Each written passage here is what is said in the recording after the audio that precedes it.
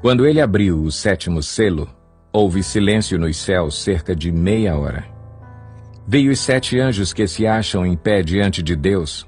A eles foram dadas 7 trombetas. Outro anjo que trazia um incensário de ouro aproximou-se e se colocou em pé junto ao altar.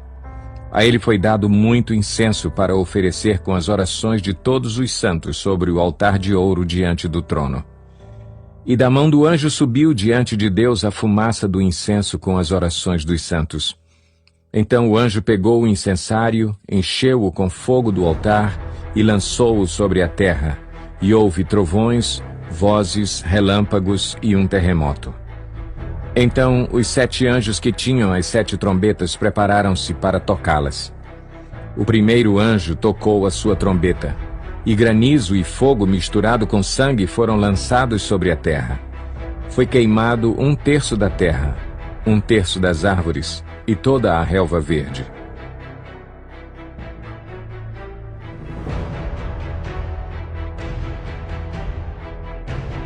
O segundo anjo tocou a sua trombeta, e algo como um grande monte em chamas foi lançado ao mar. 1/3 do mar transformou-se em sangue. Morreu 1/3 das criaturas do mar e foi destruído 1/3 das embarcações. O terceiro anjo tocou a sua trombeta e caiu do céu uma grande estrela queimando como tocha sobre 1/3 dos rios e das fontes de águas. E o nome da estrela é Absinto.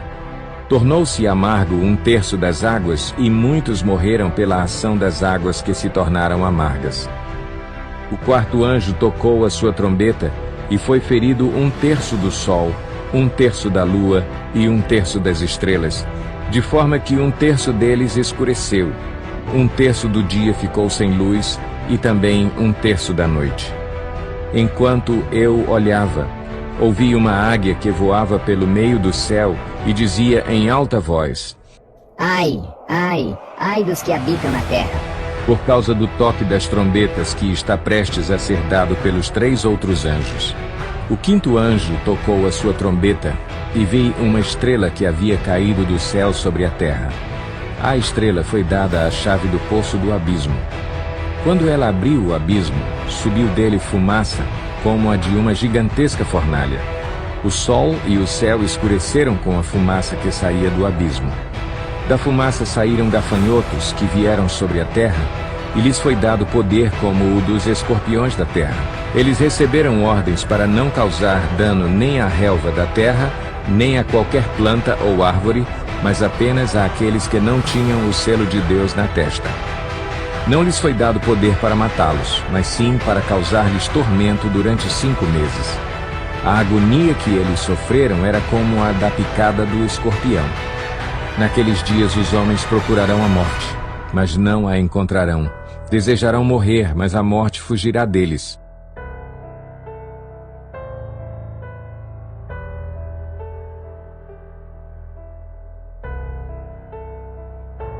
Os gafanhotos pareciam cavalos preparados para a batalha.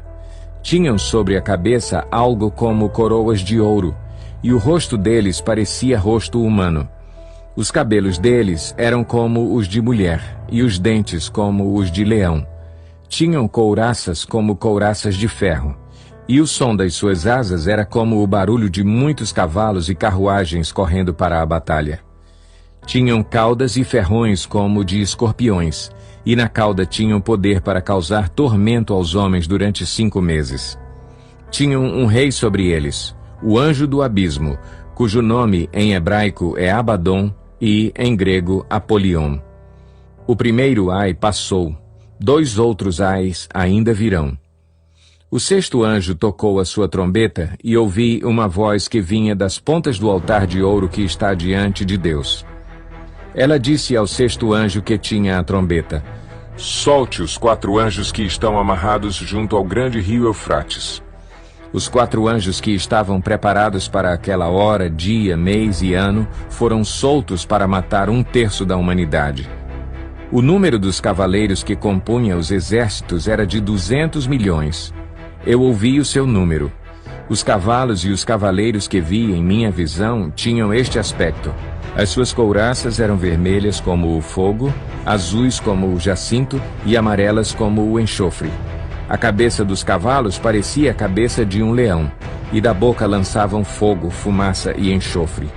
1/3 da humanidade foi morto pelas 3 pragas, de fogo, fumaça e enxofre que saíam das suas bocas.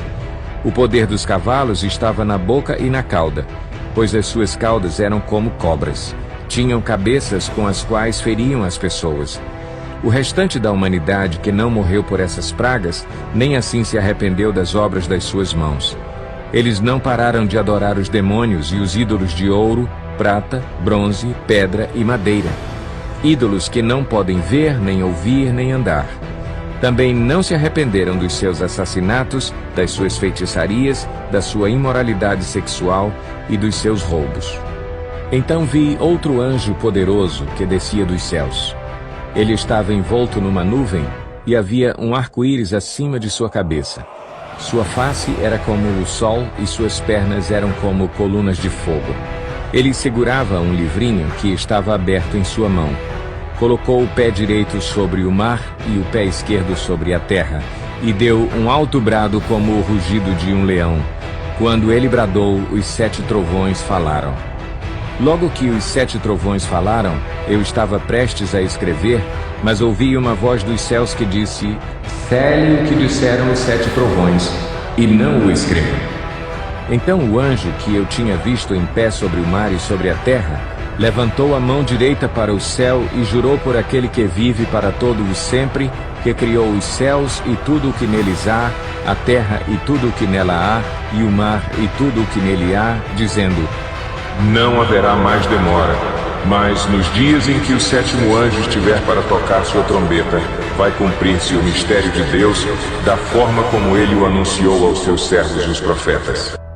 Depois falou comigo mais uma vez a voz que eu tinha ouvido falar dos céus. "Vá, pegue o livro aberto que está na mão do anjo que se encontra em pé sobre o mar e sobre a terra." Assim me aproximei do anjo e lhe pedi que me desse o livrinho. Ele me disse: "Pegue-o e coma-o. Ele será amargo em seu estômago, mas em sua boca será doce como mel." Peguei o livrinho da mão do anjo e o comi. Ele me pareceu doce como mel em minha boca, mas, ao comê-lo, senti que o meu estômago ficou amargo.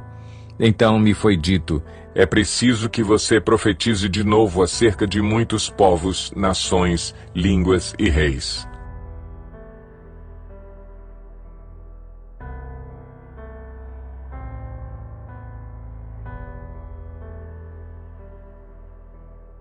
Deram-me um caniço semelhante a uma vara de medir e me disseram: "Vá e meça o templo de Deus e o altar, e conte os adoradores que lá estiverem.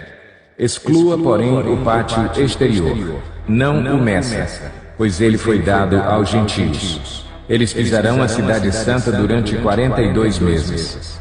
Darei poder às minhas 2 testemunhas, e elas profetizarão durante 1260 dias, vestidas de pano de saco. Estas são as 2 oliveiras e os 2 candelabros que permanecem diante do Senhor da terra. Se alguém quiser causar-lhes dano, da boca deles sairá fogo que devorará os seus inimigos. É assim que deve morrer qualquer pessoa que quiser causar-lhes dano.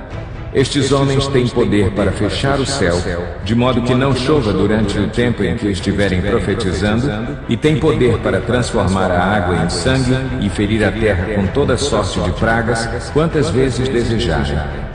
Quando eles tiverem terminado o seu testemunho, a besta que vem do abismo os atacará, e irá vencê-los e matá-los. Os seus cadáveres ficarão expostos na rua principal da grande cidade, que figuradamente é chamada Sodoma e Egito, onde também foi crucificado o seu Senhor. Durante 3 dias e meio, gente de todos os povos, tribos, línguas e nações contemplarão os seus cadáveres e não permitirão que sejam sepultados. Os habitantes da terra se alegrarão por causa deles e festejarão, enviando presentes uns aos outros, pois esses 2 profetas haviam atormentado os que habitam na terra. Mas, depois dos 3 dias e meio, entrou neles um sopro de vida da parte de Deus, e eles ficaram em pé, e um grande terror tomou conta daqueles que os viram.